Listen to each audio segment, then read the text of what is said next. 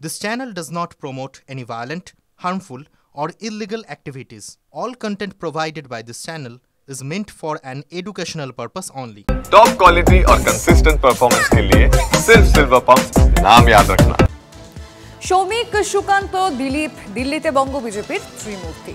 দিল্লি থেকেই সোশ্যাল মিডিয়ায় ইঙ্গিতপূর্ণ পোস্ট দিলীপ ঘোষের। সৌমিক ভট্টাচার্যর নেতৃত্বেই লড়াইয়ের বার্তা দিলীপের। শুধু আমি নয়, দলের সব পুরনো কর্মীরা আপনার সঙ্গে। সবার বিশ্বাস আপনার হাত ধরে আমরা নবান্নে যাব। আপনি যা আদেশ করবেন আমরা তাই করব। আমি দলের একজন সাধারণ কর্মী, আপনার নেতৃত্বে লড়াই করতে আমরা রাজি। সৌমিকের সঙ্গে নিজের ছবি সোশ্যাল মিডিয়ায় পোস্ট দিলীপের।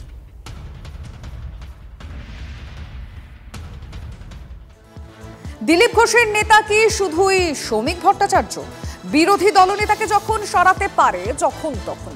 TV9 কে দেওয়া এক্সক্লুসিভ প্রতিক্রিয়ায় দাবি করেছেন বিজেপি নেতা শুভেন্দু অধিকারীর নেতৃত্বে অনাস্থা। প্রশ্নের উত্তরে শুধুই সৌমিকে আস্থা প্রকাশ দিলীপ ঘোষের।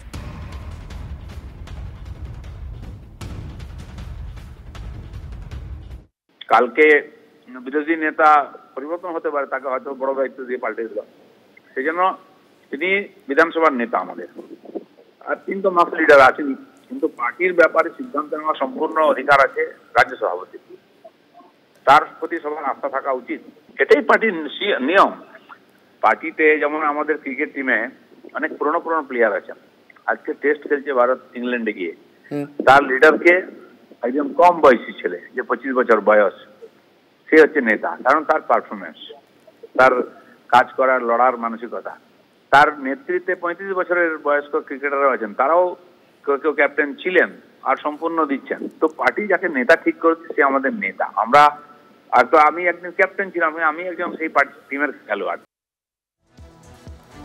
সারদা দেবী স্মৃতি বিজড়িত ভবন, আর সেই ভবনেও প্রমোটারের থাবা। ওই ভবন দখলের চেষ্টা আটকালো কলকাতা হাইকোর্ট। 1 মাসের মধ্যে বেআইনি নির্মাণ ভাঙার নির্দেশ দিয়েছেন বিচারপতি সৌমেন সেন। প্রসিদ্ধ সারদা মায়ের বাড়ির পাশেই এই বাড়ির সঙ্গে জড়িয়ে রয়েছে অনেক ইতিহাস। এই বাড়িটি দেবী সারদাকে দান করেছিলেন তাঁরই এক শিষ্য। দেবী সারদা তখন বাগবাজারে ছিলেন, সেখানে কাজ করতেন চন্দ্রমোহন দত্ত। একদিন মা দেখেন শিষ্যের চোখে জল। চন্দ্র জানান বাড়ির মালিকের অত্যাচারে ছেলে মেয়েকে নিয়ে ভাড়া বাড়িতে থাকা সম্ভব হচ্ছে না। বাড়ির মালিক থালা বাটি ছুঁড়েছেন শিশুদের উপর। সেই শুনে মায়ের চোখে জল। এরপর ওই বাড়িটি চন্দ্রকে দান করেন সারদা দেবী। চন্দ্রমোহনের নাতি ছিলেন অকৃতদার। মৃত্যুর পর সেই অংশ দখল করেন প্রমোটার। যদিও শরিকি বাড়ির অপর অংশে এখনো ওই বংশের অন্যরা থাকেন। 29 এই বাড়ির সামনে আমরা যেখানে দাঁড়িয়ে রয়েছি, সেখানে এটুকুনি স্পষ্ট যে অনেক কিছু চিহ্ন যেটা সারদা মায়ের স্মৃতি বিজড়িত ছিল সেটা নষ্ট করে ফেলা হয়েছে ইতিমধ্যেই। পরিবারের প্রশ্ন, মাত্র 4 ফুটের রাস্তায় কিভাবে প্রমোটার 3 তলা বাড়ির অনুমোদন পেল? 2021-এ তদারকিতে গিয়ে ছাড়পত্র দিয়েছিল পুরসভা। অভিযোগ, সব দেখার পরেও অনুমোদন দেয় পুর কর্তৃপক্ষ। এরপরেই দায়ের হয় জনস্বার্থ মামলা। পুরসভার কাছ থেকে রিপোর্ট চায় হাইকোর্ট। পরে অবশ্য পুরসভায় জানিয়ে দেয় নির্মাণ বেআইনি। তারপর সারদা দেবী স্মৃতি বিজড়িত ভবন দখলের চেষ্টা আটকে দেয় হাইকোর্ট। বিচারপতি সৌমেন সেন 1 মাসের মধ্যে বেআইনি নির্মাণ ভেঙে ফেলার নির্দেশ দেন। হয়ে যাচ্ছিল, আউটসাইডাররা এসে ওই প্রপার্টির উপরে আনঅথরাইজ কনস্ট্রাকশন করছিল, সেইটা প্রিভেন্ট করার জন্য আমি হাইকোর্টে একটা পিল ফাইল করেছিলাম। সেটার আজকে অর্ডার হয়েছে যে এটা আনঅথরাইজ কনস্ট্রাকশনটা ভেঙে দেওয়া। ইমোশন, এই জায়গাটা ইমোশন, মানে ইমোশনকে মারলে কষ্ট হয় না, তখন সর্বশেষের দিকে যায়। বলতে গেলে এটা হেরিটেজ জায়গা।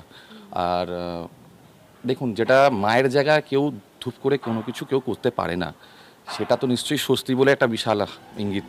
প্রমোটারি নিয়ে শাসক দলকে কটাক্ষ বিজেপির। এই রাজ্যে তৃণমূলের থেকে বড় প্রমোটার আর কেউ নেই। ফলে রাজ্যের সমস্ত সম্পত্তিকে করায়ত্ত করা, তাদেরকে ব্যক্তিগতভাবে ব্যবহার করা, অর্থ উপার্জন করা এই রাজ্যের সংস্কৃতি। বাড়ির বাসিন্দারা প্রশ্ন তুলছেন, যাবতীয় জিনিসপত্র যে নষ্ট হয়ে গিয়েছে তার দায় শেষ পর্যন্ত কে নেবে?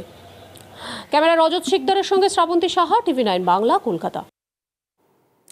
মেয়র পরিষদ কলকাতা পুরসভার স্বপন সমাদার কি বলেছেন শুনব। আমাদের অভিযোগ অনেকে কিছু করতেই পারে, অভিযোগের সত্যতা যাচাই করতে হয় এবং তারপরে অভিযোগে যদি সত্যতা প্রমাণ হয় আমরা যথোপযুক্ত ব্যবস্থা গ্রহণ করি। এই সম্বন্ধে কোনো দ্বিমত নেই, কিন্তু মায়ের বাড়িটা ছিল একটা এক্সেপশনাল ব্যাপার।